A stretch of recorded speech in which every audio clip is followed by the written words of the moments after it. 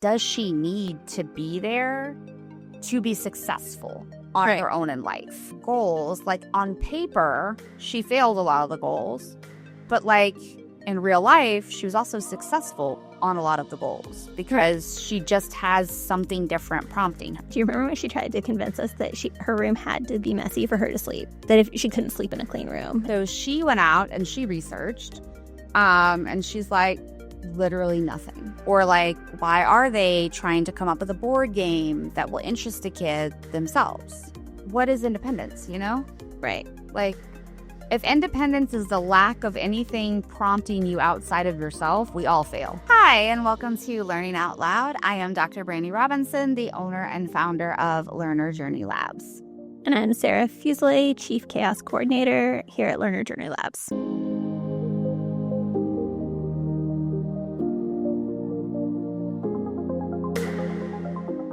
So for today's topic, we wanted to transition a little bit away from some of the topics we've been heavy on with artificial intelligence as far as learning goes. One of the key pillars of Learner Journey Labs when I created the company was that I wanted to merge my educational research and publishing into a company that basically was driven by research. And so a lot of my research does kind of dovetail or circle around areas with artificial intelligence and learning because that's kind of my day-to-day work. But I also have research that I'm very passionate about regarding neurodivergent individuals and the use of artificial intelligence, as well as kind of a few other niche topics, like basically whatever's going on in my life. Or whatever, like I tell my students, whatever pisses me off at the moment is kind of what I write research about. And so I've prefaced this a little bit talking about my middle child who's on the spectrum and that there were some things that went down with her school that really didn't sit right with me. And that kind of propelled me into a place of doing research on how AI can help people on the autism spectrum. Mm-hmm. And I'm going to say very much that a lot of my perspectives are from the parent perspective, raising a child on the spectrum, but also being a child of a parent who works as a behavioral therapist, having friends on the spectrum. And so there's a lot of life experience that goes into this, but there's also a lot of qualitative work that I have done talking with adults on the spectrum. So I know the internet is a place that everyone wants to come for everyone with what they have to say. So I'm perfectly happy to have a discussion with people if they disagree with my viewpoints that I might talk about today. But one of the follow-up studies that I'm looking at doing is around the idea of independence and that we kind of need to redefine independence in this era, I think. And I think that's not just for people on the spectrum or who are neurodivergent. I think that's for all of us. Like, none of us function completely independently without technology. Fair. Like, do you know your mother's cell phone number now? I do, actually. Well, it's one of two numbers. Because my dad gave up his cell phone number and when they got rid of their landline, had their landline number moved there. So, but she's also had that number since before I had a phone, so I had to memorize it. Yeah. But I think if you had to ask me, I know James's work phone, his personal phone, that starts with I know the area code. Mm-hmm. Outside of that, and there's some sevens. I think I know Brandon's, but that's because there's a lot of the same number repeated. Mm-hmm. And we got him a phone when he was really younger than we probably should have, like looking back, but we had our reasons. And the girl at AT&T was like, I'm going to give you a really easy number. So I think I know his. And then I think I know my dad's, I know my mom's. And I think I know yours. But that's it. Yeah. And I mean, I just think about like,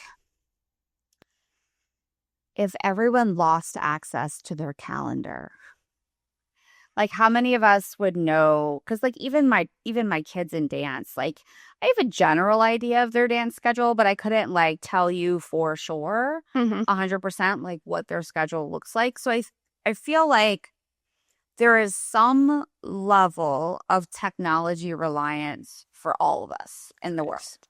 And yet, having raised a child who had 10 years of behavioral therapy, the definition of independence in behavioral therapy from our experience has not changed.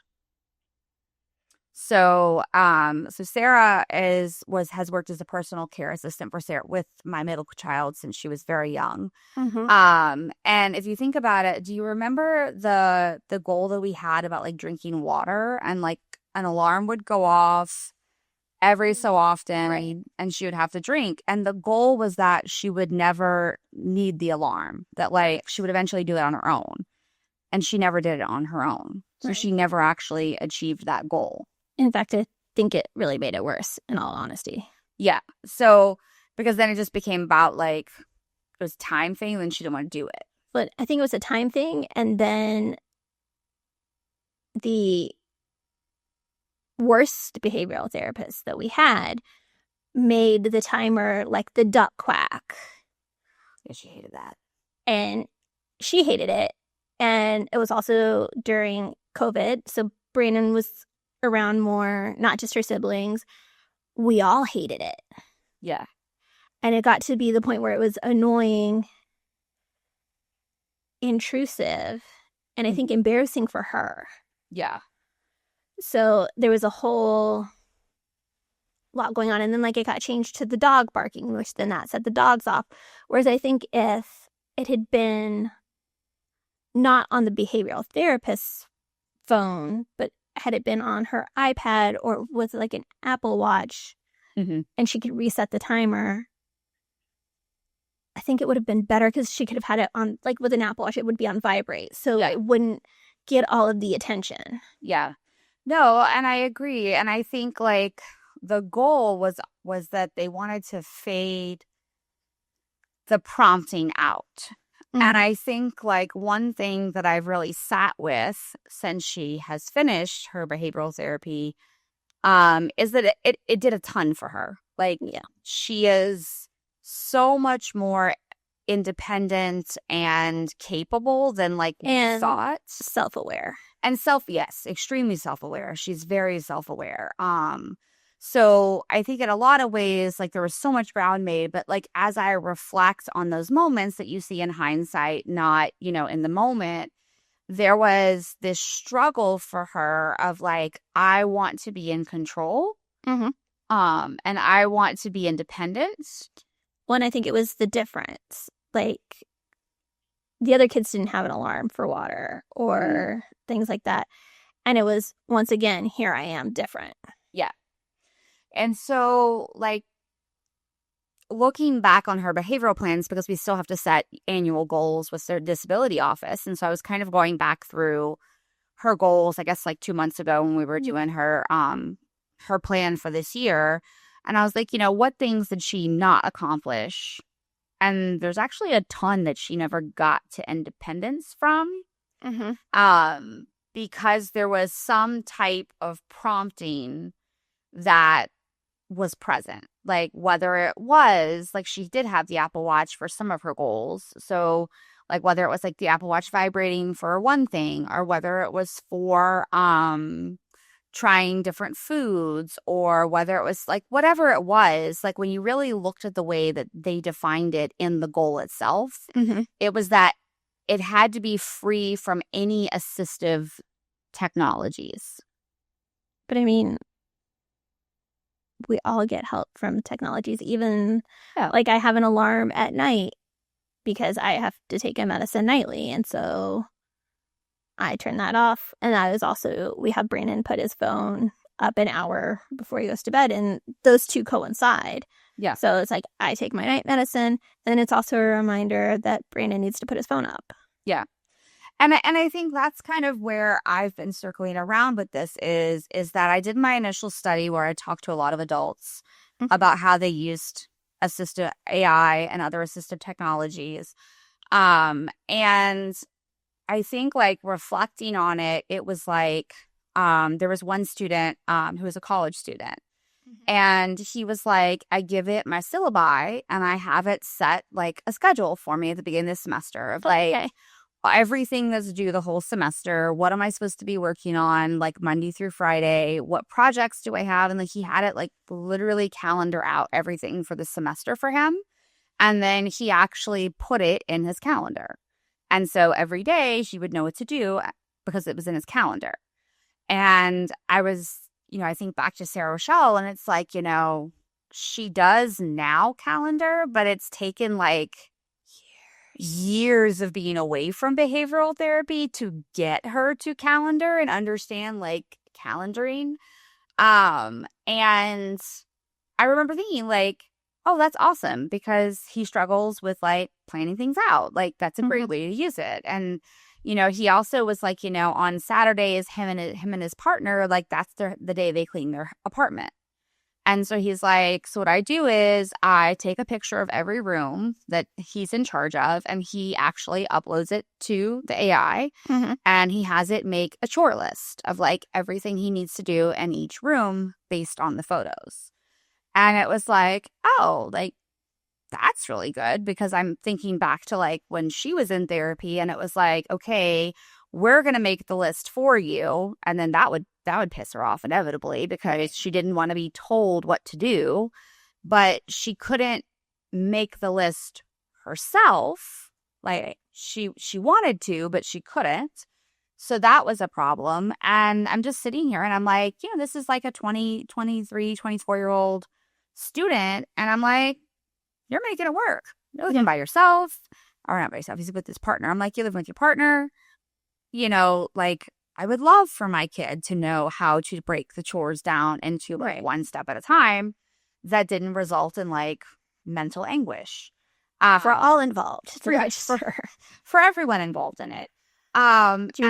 Do you remember when she tried to convince us that her room had to be messy for her to sleep? That if she couldn't sleep in a clean room? Yes. And I literally had heard a story on the radio about a clinical study that proved the 100% opposite. Mm-hmm. And then I made her listen to that part. I think I know what she meant by that. She has to sleep in a nest. Like she literally makes like a nest. Right. But that doesn't affect the rest of her room. No, yeah. Well, I think she also just didn't want to clean her room because she didn't. It was overwhelming. Right. And she didn't want to clean. Yeah. So, the more I kind of reflected on it and I was thinking about like, okay, my kid, I think at the time I was doing a study, she was like 14. Yeah, because it was 2-3 years ago. Yeah. So like, she's 14 and I'm looking at her trajectory. And it's like, there's all these things that like she never got to like full independence from in therapy. But I remember just thinking like, does she need to be there to be successful on her own in life? And I think like where I came to was like really behavioral therapy hasn't redefined things with technology. Like I remember on like the Vineland thing we would fill out every like, what is it, like 3 months? I felt like we were filling that thing out. Way too often for it not to like change. It would be like, can you find this in the phone book? Who uses a phone book? Like, so I feel like so many of these tools in the psychology world and in the behavioral therapy world haven't adapted to the world that we live in. Yeah. And so like when I'm looking at her goals, like on paper, she failed a lot of the goals, but like in real life, she was also successful on a lot of the goals because she just has something different prompting her. And I think that's okay because I need to be prompted. Like Alexa prompts me to do stuff. Like there's alarms that go off 5 minutes before I have a meeting. And if it doesn't go off, I don't show up at the meeting. Right. And some of that's natural, like in Teams. Like I get a notification 30 minutes before, and then it has like a countdown at the top of my screen. And then there's another notification at, I think, 15 minutes and 5 minutes. And then you get the notification when somebody starts. Yeah. And even sometimes when somebody starts the meeting like 2 minutes early, then I get another notification. I'll be in the meeting, but it'll tell me it's time for the meeting. Yeah. So, I mean, what is independence, Right. Like, if independence is the lack of anything prompting you outside of yourself, we all fail. Right. Because, like, I need an alarm to wake up. Or like sometimes Bobby has to prompt me. He's like, "Did you eat yet?" And I'm like, "Oh no, like I'm so buried in my work." I'm like, "No." It's like even like human prompting happens because or like somebody will be like, "Did you give Thor's medicine?" "Oh no, I forgot." Or like in our house, Brandon started his laundry. Okay, did you swap your clothes into the dryer? Oh no, I forgot. And sometimes we'll just forget because like we'll start them and then they'll be running and we run to the golf course or wherever and we come back and they're not running anymore. Mm-hmm. And then I also hate the noises like when the dryers like buzz at the end. So all that's turned off on my house. So like if you don't actually hear the washer running or the dryer running, then you just don't think about it. Yeah, it's not in your mind. Outside of So yeah. So sometimes the cycle can finish and then we're just not paying attention. Yeah. So, I mean, as I started kind of thinking about this, I started interviewing behavioral therapists, kind of starting with my mom because I kind of picked her brain a whole lot about it. And I was like, like, are there curriculums for ABA therapy that use AI as like either a final destination prompter or even as an intermediate prompter? Or even as like the other example I gave her was like executive functioning. Like, are there programs that show, like, for instance, high school students that they can upload an assignment and say, like, give me like a to-do list of how to do this assignment. Break it down for me. Like, break it down for me. And so she went out and she researched, and she's like, literally nothing. And I was just like, it's kind of wild. Like, because I also feel like some of the curriculums could have just like ended at like, okay, you put an Apple Watch on, it buzzes. Because like you get up and stretch with your Apple Watch, like when it buzzes you. Like I see you do it. Oh yeah. So like, it gives you then I don't get my hour, and I don't like not having my hours. I like to hit my goals. Yeah. So going back to her like drinking goal, like what would be wrong with having an app that she didn't fill her rings in because she's competitive, even though she says she's not, right? Like where it would just like vibrate and then, you would drink and then you would tap it. Like, why doesn't that exist? Yeah. Or even when I paper planned, but when I was like kind of doing like the more decorative, stickerative planning, there were some that were water trackers. And so like as you finished and it would have like a little graph for the whole week. And as you finished a glass of water, you were supposed to color in the drops. Like that's a prompt, low technology or no technology. And right. Because you could just slap it on a page in a planner. Yeah. Yeah. So, I mean, it was just really interesting to me that no one was developing curriculums that would do that. And so I actually worked with 3 different BCBAs and we finished developing a curriculum probably in May. And we broke it into 3 age tracks. So we have like the really young kids, like 4 to 7. We have like 8 to 12. Then we have like 13 to like 18-ish. I'll say like it's 18-ish. Where we basically developed like, okay, like 4 to 7, like a lot of times they can't handle multiple directions at a time. So it was like, okay, we're going to make a series of images and AI for whatever it is. Like it's just like a GPT that the BCBA can go into and they can say like, okay, we need them to do like these 3 sequential things. So like we'll make a graphic that has them in order and then they can like cross it off as they go, that type of thing. And that's kind of how you would get them to sequentially do things. And eventually they probably don't need to cross it off. They can just like look at it and be like, okay, let me go do those things because it becomes a habit. And then like we also had for like 8 to 12, like homework help. So there's like an AI that like is listed in the curriculum where it's like it won't do things for you, but it's like, okay, I have to write an essay. What are the steps I have to do? Or I have to do math problems. What are the steps? Or I have 3 different homework assignments. It was really focused on like executive functioning. And we also had like social situations for 8 to 12 where it was like, okay, now they can go into this GPT that'll generate social stories with images. So they can say like how to react. They could have like, this person is sad. All of those types of things that like BCBAs typically make themselves, like they're very much like teachers.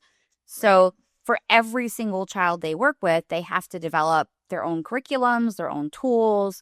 So like the BCBAs were saying, like generating social stories for the different, places on the spectrum that their clients were in was very difficult because everyone needs different stuff.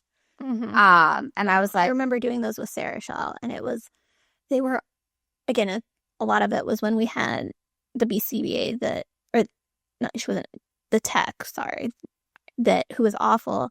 But I remember she'd come up with these stories, and I was like, why don't we just start watching movies? mm-hmm. And she was like, what? And I was like, every movie has some type of, especially at that time, she was young enough to where, like, we could watch Disney movies or different movies. But I'm like, if we want to do this, we can watch this movie or this movie, that movie, because the stories were dumb. She thought they were dumb.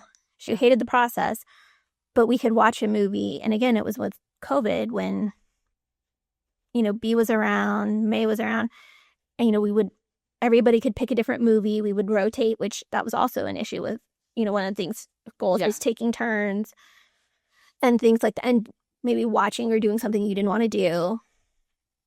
So we would do that and watch the movies and discuss the movies. And I think that was so much more helpful. Yeah. To her. I think so too. And I mean, a lot of the social stories, like, nothing against BCBAs, but like, they were contrived feeling. Does that make sense? Yeah. The same thing that, like, whenever we write educational material and I'm like, that doesn't feel authentic, it doesn't feel real.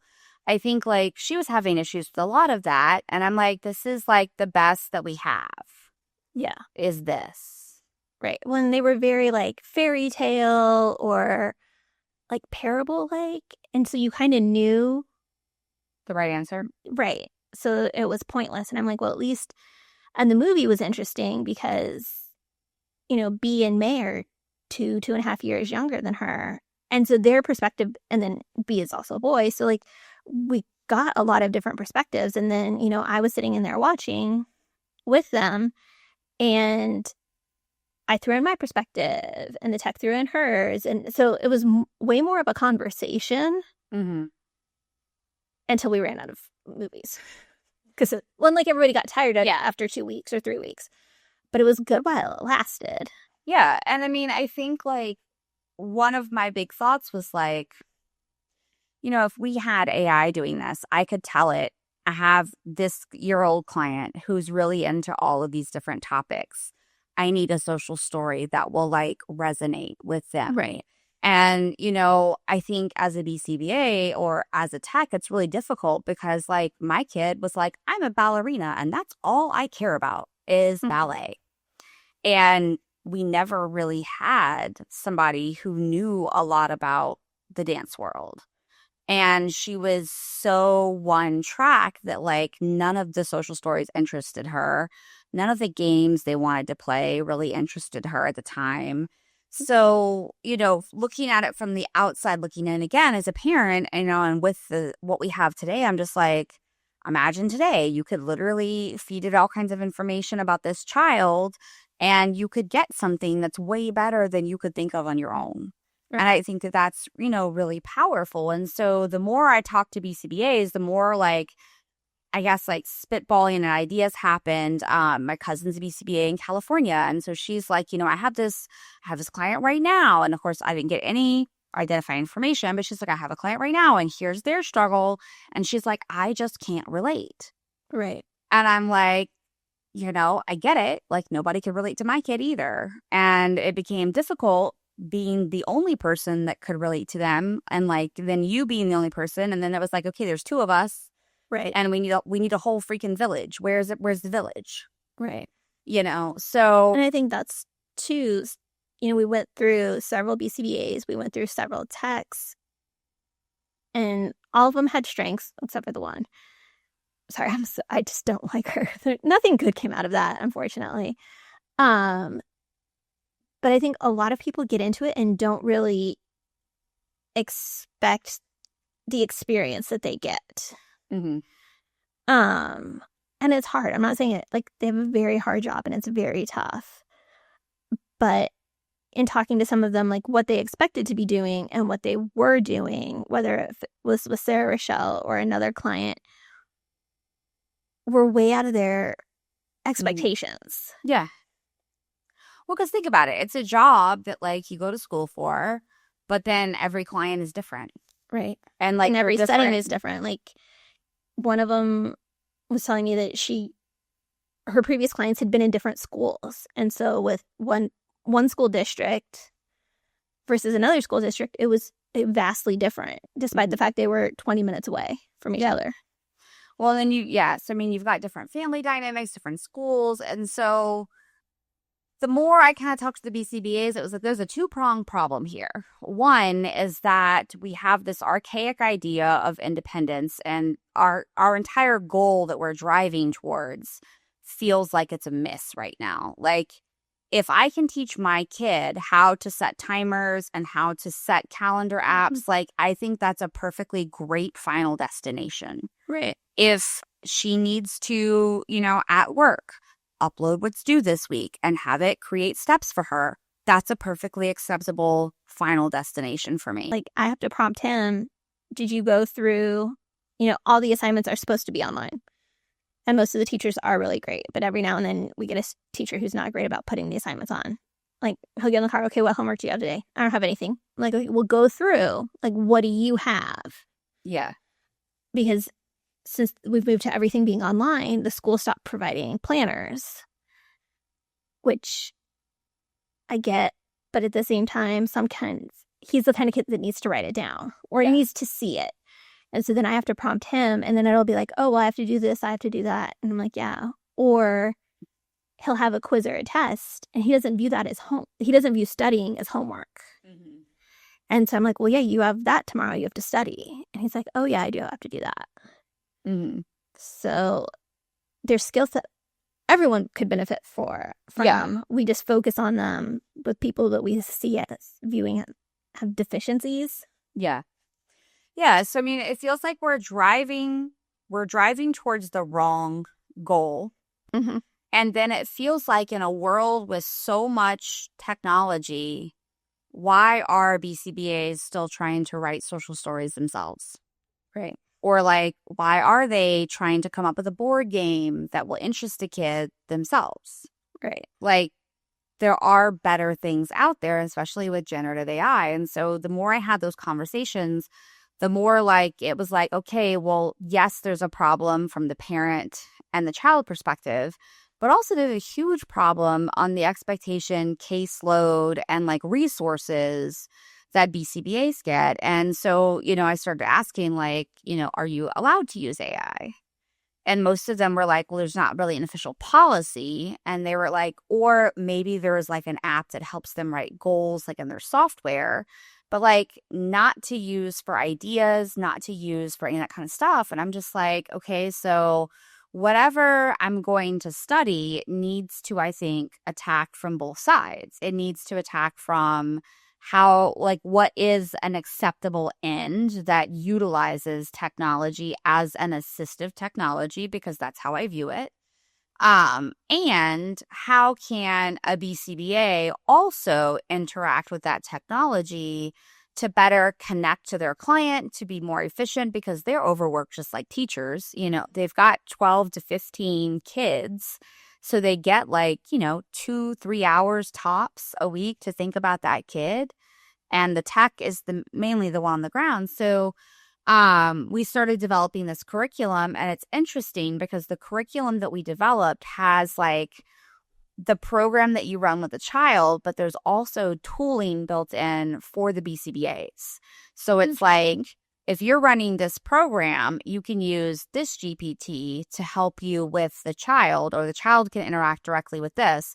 But then for the BCBA, here's this other stuff you can utilize. And then we also kind of came up with an instrument that I had 3 different BCBAs that has finally been finalized.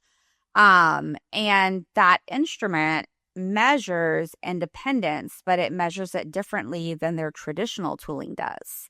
So like traditionally, the way they take data is about like how many times did they do it being prompted, how many times they do it being unprompted, and there has to be like a certain goal percentage.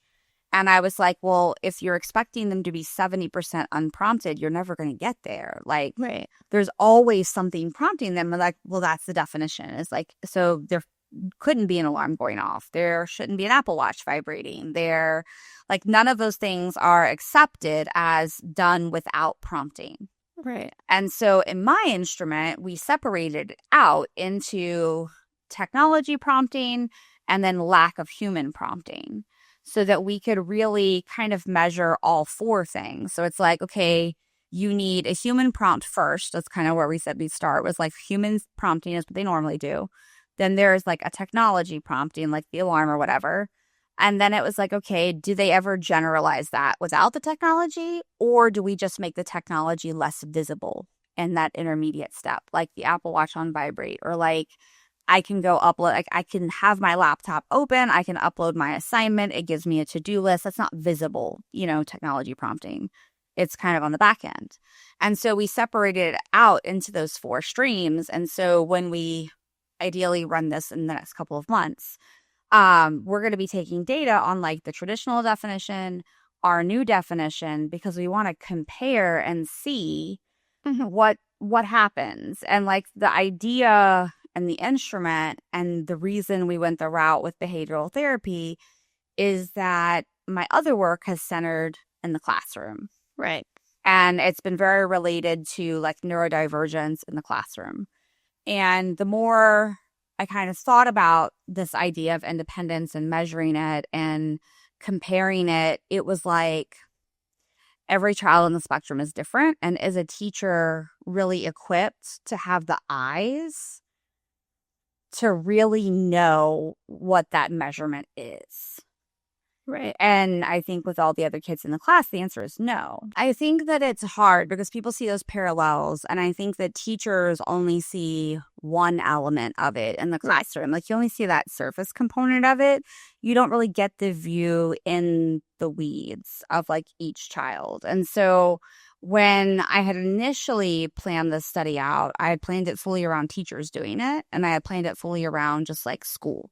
Yeah. And the more I kind of sat with it, the more I was like, okay, but if everyone's at a different location on the spectrum, can a teacher multitask that? Can I ask them to take data on like daily or weekly thing? And even then, like, does the teacher really clinically understand the concept of like measuring for independence? And the answer was like, no, they don't.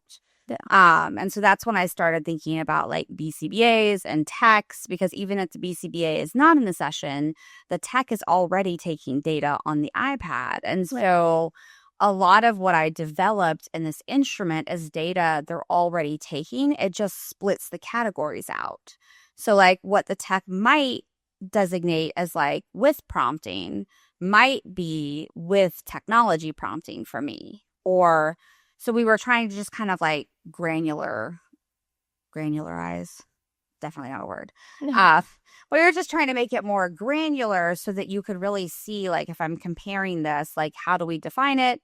And then again, like, is there some type of catastrophic reason that it's not okay for them to have like technology to assist them in daily life? And so we developed that instrument. And so now it's been through vetting. And so now we're actually in the AI build component of all of this, where I'm trying to get all these different agents built out in our system that are gated, that are secure for parents. And then the next couple of weeks, we'll be reaching out to companies, because we've talked to like individual BCBAs, but not as like a part of a company that would partner with us. And so kind of my argument in this instance is that independence isn't what we think it is, because none of us are actually fully independent from assistive tools. Like we all use them. No, and we use them even like driving here. I drive here a lot. I still put Waze on, on the off chance there's an accident or construction and I need to be rerouted. I left when James and I go into New Orleans, like, I never know where I am. And part of it, I've lived here almost 19 years. I might know where I am better than I think I do, but I'm terrible with directions to begin with. So I'm really lost. And he grew up in the city, so he can zip around like nobody's business. Yeah. But I need the map. Yeah. Or even, now they have like the lane. And in one of like our Tahoe, if you drifted too much, the seat would vibrate. And it would vibrate the left. Like if you went too much into this lane, it would vibrate. Or if you went too much into this lane, it would vibrate on that side. And so, I mean, those are things that are mass produced for everybody. Yeah. And I don't know how many people really depend on it, but it's there in case. Yeah, it's there to assist. Right. And I think like the more I compare to traditional accommodations for kids, like especially in the school system, like those are in opposition of each other. Like for Sarah Shaw, for instance, like giving her the notes from the teacher, that does not make her independent. That actually just perpetuates the deficit throughout the rest of her life. Like I would much rather her have like a Plod device that's going to listen and then take notes and dictate for her. Or I'd much rather her like have some type of ownership to the process of getting her notes and not just rely on another human. Because again, if I go back to that behavioral definition of a goal, she's relying on a human. So she's never getting to generalization and independence. So when we kind of encase this like research and kind of the goals of what I'm fixing to kind of embark on, like it challenges a lot of what we say is okay in IEP meetings. Like it's going to challenge a lot of that because, is someone else taking your notes really an accommodation or is that a crutch? Right. Is not having like a Plod or some type of device in high school when your teacher's lecturing, like, is that an accommodation? Or should it be that they have to get a study guide or they have to get whatever else? Or, like there's just so many different things that like when you look through the IEP goals and I'm like, these are like the goal is to get them to independence. But again, like even the school system has a really warped approach to how they do it all. Right. And sometimes I think it gets put on the teacher. Like, okay, so she's not going to have somebody take her, they're not going to, let's just say they're not going to allow a Plod, whatever thing. And they can't find somebody to volunteer for the notes. So now the teacher has to make a study guide. Yeah. And then are they going to make it for every student?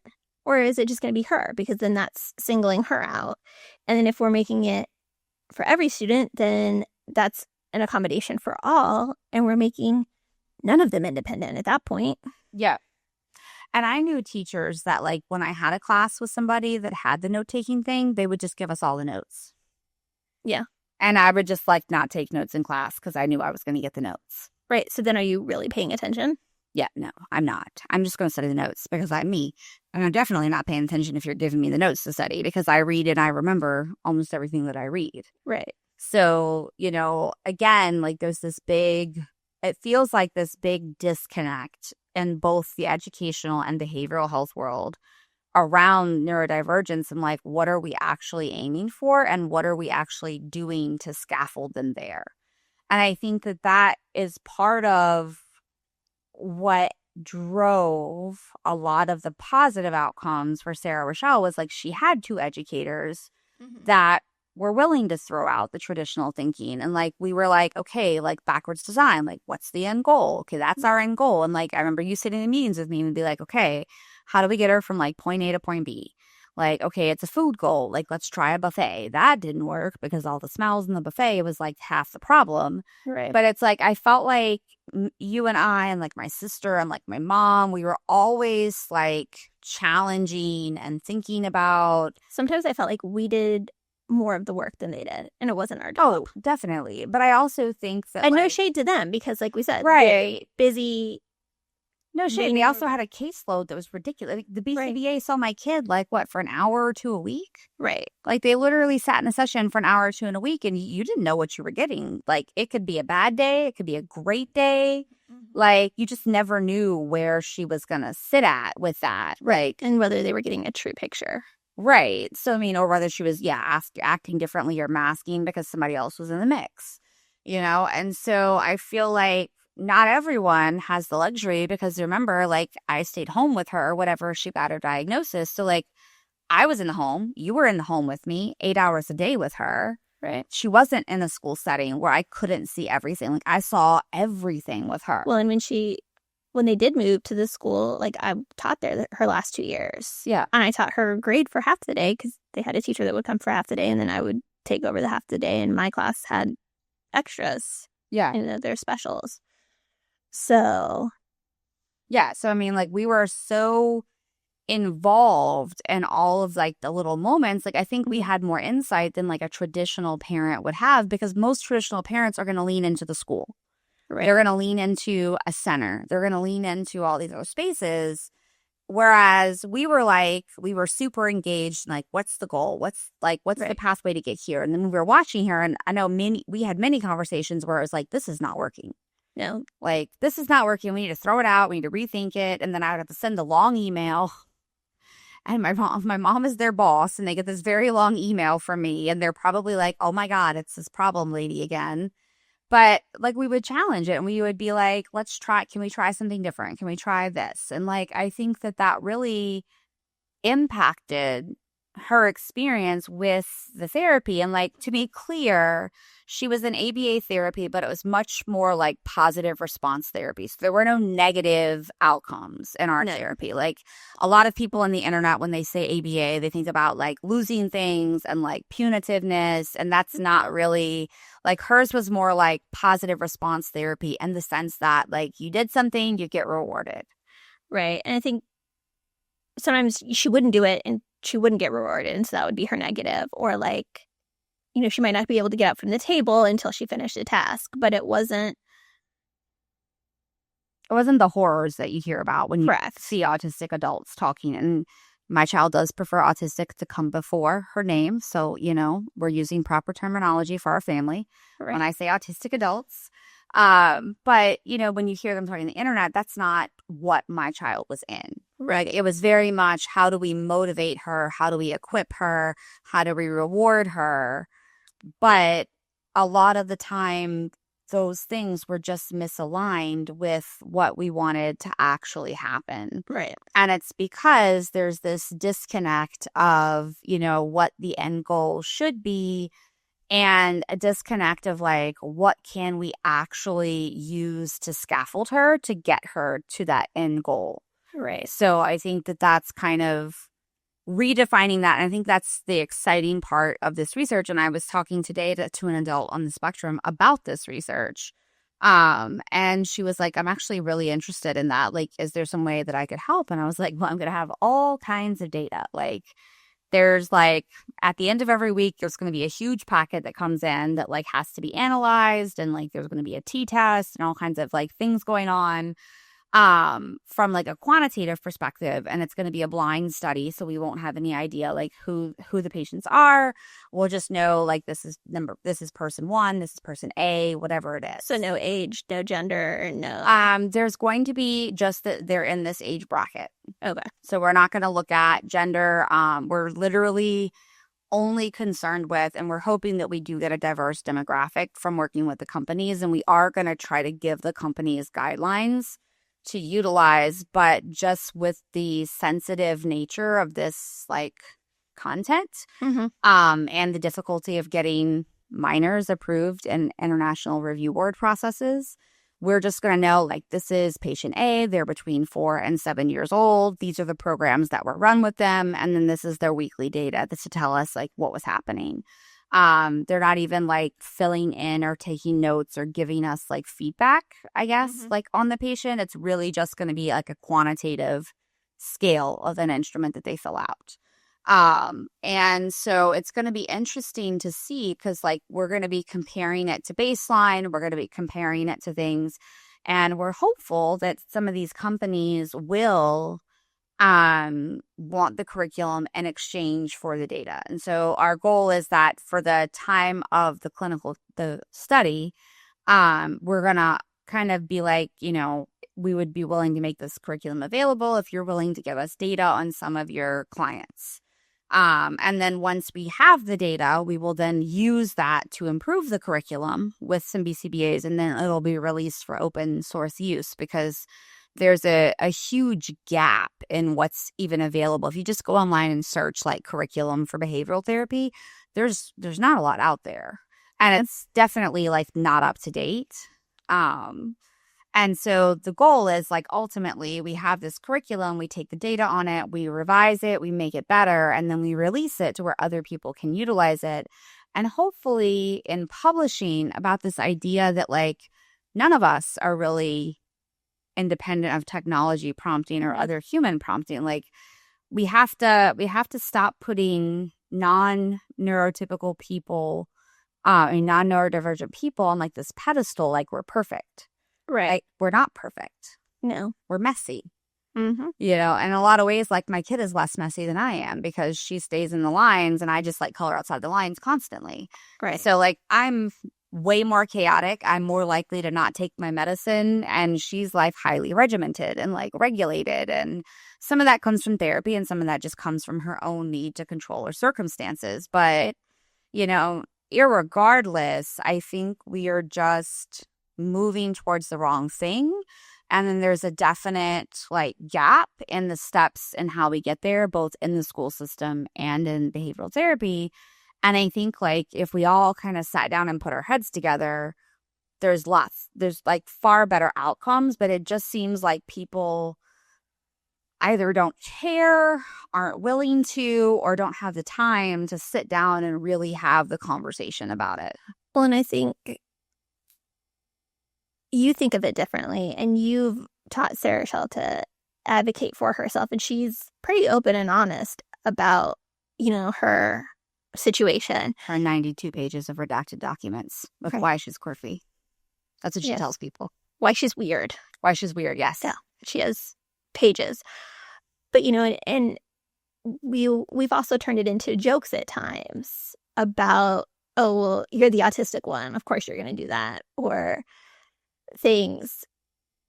And it's just, like when we went to Austin and we checked into the hotel and you were checking in and she and I were having a conversation, and it was something that I was like, oh, well, that's because you're on the spectrum, you don't count. Because she was giving her opinion of like something and totally joking. And that's how she and I joke.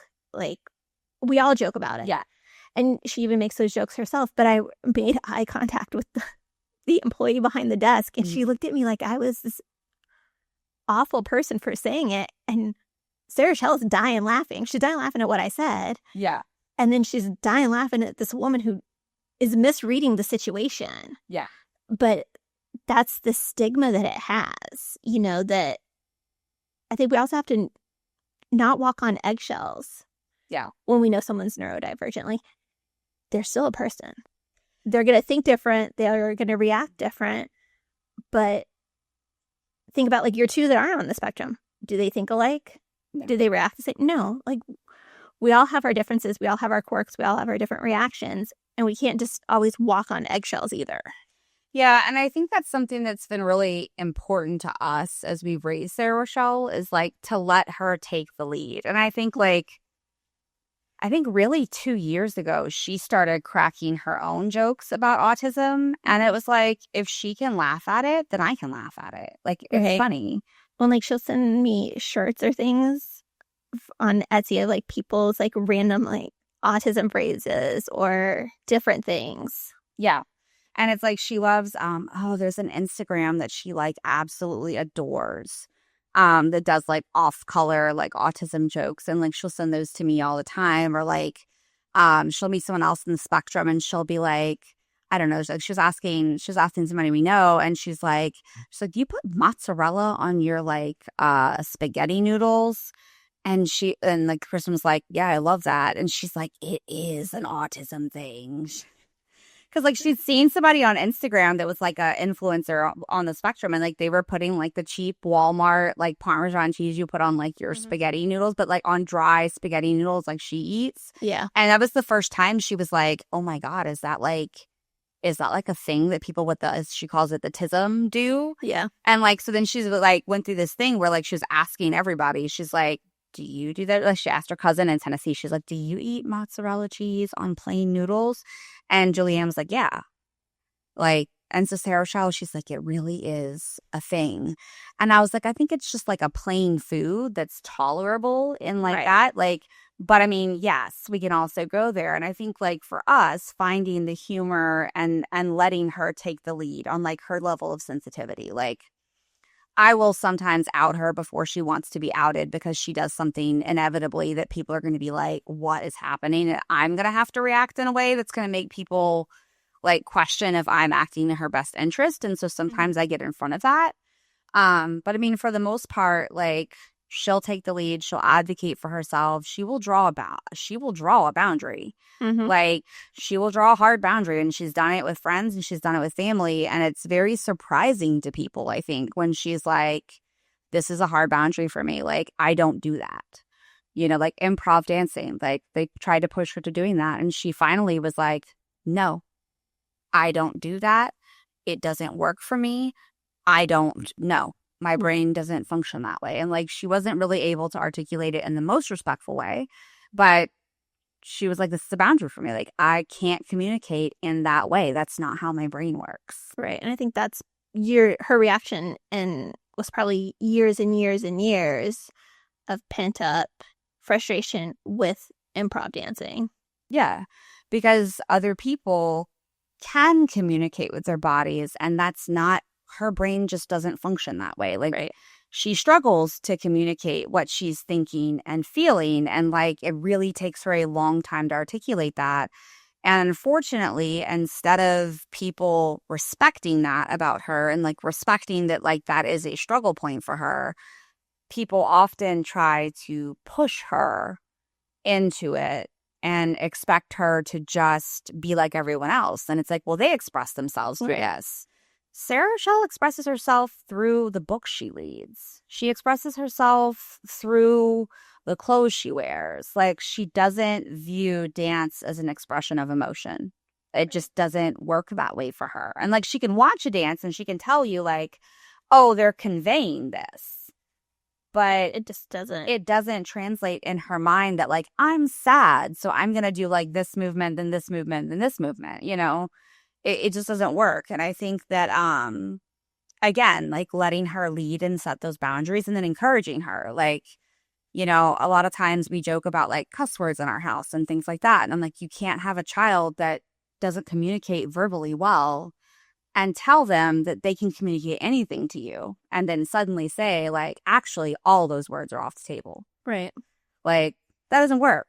Like, either it's on the table and you want to communicate or it's not. And so sometimes there might be disrespectful communication, and you have to find like, as the parent, where's the line of like, I'm glad that you communicated, but like next time, could we like, you know, word it a little softer? Could we not have an outburst with it?